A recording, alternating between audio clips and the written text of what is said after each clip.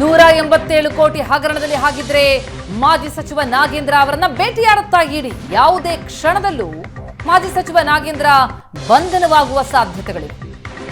ಇನ್ನೂ ಕೂಡ ನಾಗೇಂದ್ರ ನಿವಾಸದಲ್ಲೇ ದಾಖಲೆಗಳನ್ನ ಜಾಲಾಡ್ತಾ ಇರುವಂತಹ ಇಡಿ. ಕಾಂಗ್ರೆಸ್ ಸರ್ಕಾರಕ್ಕೂ ಕೂಡ ಬಿಗ್ ಶಾಕ್ ಕಾದಿದೆಯಾ? ಕೋಟಿ ಕೋಟಿ ಲೂಟಿ ಹೊಡೆದವರಿಗೆ ಇಡಿ ಕುಣಿಕೆ ಬಿಗಿಯಾಗ್ತಾ ಇದೆಯಾ? ನಿನ್ನೆ ಬೆಳಗ್ಗೆಯಿಂದ ಇಡಿ ಅಧಿಕಾರಿಗಳು ಭೇಟಿಗಿಳಿದರು.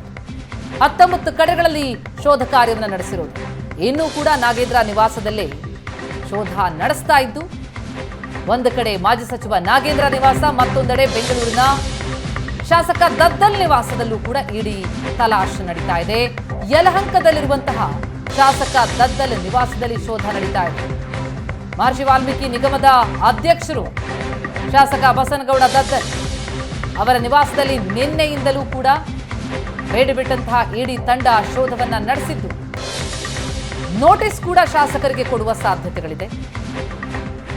ಹಣ ವರ್ಗಾವಣೆ ಸಂಬಂಧ ಬ್ಯಾಂಕ್ ಪಾಸ್ಬುಕ್ಗಳ ಪರಿಶೀಲನೆ, 4 ಅಧಿಕಾರಿಗಳ ತಂಡ ಪರಿಶೀಲನೆಯನ್ನು ನಡೆಸ್ತಾ ಇದೆ. ಶಾಸಕ ದದ್ದಲ್ ನಿವಾಸದಲ್ಲಿ ಇಡಿ ದಾಳಿ ಮುಂದುವರೆದಿದೆ. ಈ ಬಗ್ಗೆ ಡೀಟೇಲ್ಸ್ ಕೊಡ್ತಾರೆ ನಮ್ಮ ರಿಪೋರ್ಟರ್ ಚೇತನ್. ಈಗ ಸಂಪರ್ಕದಲ್ಲಿದ್ದಾರೆ. ಚೇತನ್, ನಿಗಮದ ಅಧ್ಯಕ್ಷರಾಗಿರುವಂತಹ ಶಾಸಕ ಬಸನಗೌಡ ದದ್ದಲ್ ನಿವಾಸದಲ್ಲಿ ಇನ್ನೂ ಕೂಡ ಇಡಿ ಅಧಿಕಾರಿಗಳಲ್ಲೇ ಇದ್ದಾರೆ. ಶೋಧ ಇನ್ನೂ ಮುಂದುವರಿತಾ ಇದೆಯಾ? ವಿಚಾರಣೆ ನಡೀತಾ ಇರುವಂತದ್ದ? ಅಲ್ಲಿ ನಡೀತಾ ಇರುವಂತಹ ಪ್ರಕ್ರಿಯೆಗಳ ಬಗ್ಗೆ ಡೀಟೇಲ್ಸ್ ಕೊಡೋದಾದ್ರೆ. ಪ್ರತಿಮಾ, ನಿನ್ನೆ 7 ಗಂಟೆಯಿಂದನೂ ಕೂಡ ನಿರಂತರವಾಗಿ ಇಡಿ ಅಧಿಕಾರಿಗಳು ಒಂದು ಪರಿಶೀಲನೆಯನ್ನ ನಡೆಸ್ತಿರುವಂತದ್ದು, ದಾಳಿ ನಡೆಸಿ. ಇದೀಗ ಮತ್ತಷ್ಟು ಒಂದು 3 ಜನ ಆಫೀಸರ್ಸ್ ಇಡಿ ಅಧಿಕಾರಿಗಳು ಬಂದಿರುವಂತದ್ದು. ಒಟ್ಟು ನಿನ್ನೆಯಿಂದನೂ ಕೂಡ ನಿರಂತರವಾಗಿ ಒಂದು ದಾಳಿ ನಡೆಸಿ ಒಂದು ದಾಖಲೆಗಳ ಪರಿಶೀಲನೆಯಲ್ಲಿ ಅಧಿಕಾರಿಗಳು ತೊಡಗಿದ್ದಾರೆ. ಪ್ರಮುಖವಾಗಿ ವಾಲ್ಮೀಕಿ ನಿಗಮದ ಏನು ಅವ್ಯವಹಾರ ಏನಿದೆ, 187 ಕೋಟಿ ಅವ್ಯವಹಾರದ ಬಗ್ಗೆ ಈ ದದ್ದಲ್ ಅಧ್ಯಕ್ಷರಾಗಿರುವಂತಹ ಸಂದರ್ಭದಲ್ಲಿ ಯಾವೆಲ್ಲ ಒಂದು ಕೆಲಸಗಳಾಯ್ತು, ಆ ಒಂದು ನಿಗಮದಿಂದ ಏನೆಲ್ಲ ಕೆಲಸ ಆಯ್ತು, ಯಾವಾಗ ಒಂದು ಅಧಿಕಾರವನ್ನು ವಹಿಸ್ಕೊಂಡ್ರಿ, ಮತ್ತೆ ನಿಮ್ಮ PA ಪಂಪಣ್ಣ ಏನಿದ್ದಾನೆ ಆತ ಯಾವಾಗ ನಿಮ್ ಜೊತೆ ಜಾಯ್ನ್ ಆದ, ಈ ಒಂದು ದುಡ್ಡಿನ ಹಣ ವರ್ಗಾವಣೆ ಯಾವ ರೀತಿ ನಡೀತಿತ್ತು ಏನು ಅನ್ನೋದ್ರ ಬಗ್ಗೆ ಇಂಚಿಂಚಾಗಿ ಒಂದು ಮಾಹಿತಿಯನ್ನ ಇಡಿ ಅಧಿಕಾರಿಗಳು ಪಡ್ಕೊಳ್ತಿರುವಂತದ್ದು. ಅದಲ್ದಿರೆ ಏನೇ ಒಂದು ಸುಳ್ಳನ್ನ ಹೇಳಿದ್ರು ಕೂಡ, ಅಂದ್ರೆ ವಿಚಾರಣೆಗೆ ಅಸಮರ್ಪಕವಾದಂತಹ ಉತ್ತರವನ್ನ ಕೊಟ್ಟಿದ್ದಲ್ಲಿ ಅವ್ರಿಗೆ ಒಂದು ಸಾಕ್ಷಿಗಳನ್ನ ಇಟ್ಟು, ಅಂದ್ರೆ ನಿಮ್ಮ ಅಕೌಂಟ್ ಇಂದ ಅಥವಾ ನೀವು ಇಂಥವ್ರಿಗೆ ದುಡ್ಡು ಕೊಟ್ಟಿರೋದ್ರ ಬಗ್ಗೆ ಒಂದಷ್ಟು ಸಾಕ್ಷಿಗಳಿದೆ, ಡಿಜಿಟಲ್ ಎವಿಡೆನ್ಸ್ ಇದೆ, ಈ ಬಗ್ಗೆ ಒಂದಷ್ಟು ಮಾಹಿತಿ ಇದೆ ನಮ್ಮ ಹತ್ರ ಅಂತ ಹೇಳಿ ಒಂದು ಅಧಿಕಾರಿಗಳು ವಿಚಾರಣೆಯನ್ನ ನಡೆಸಿರುವಂತದ್ದು.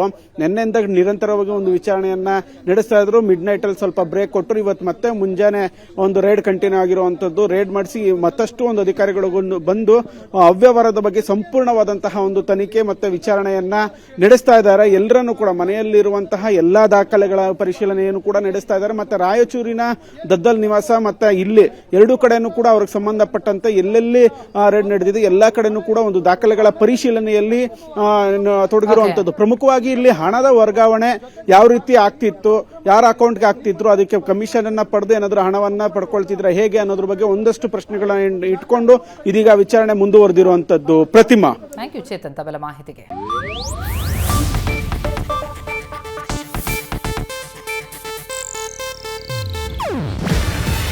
ಇದು ಏಷ್ಯಾನೆಟ್ ನ್ಯೂಸ್ ನೆಟ್ವರ್ಕ್ ಪ್ರಸ್ತುತಿ.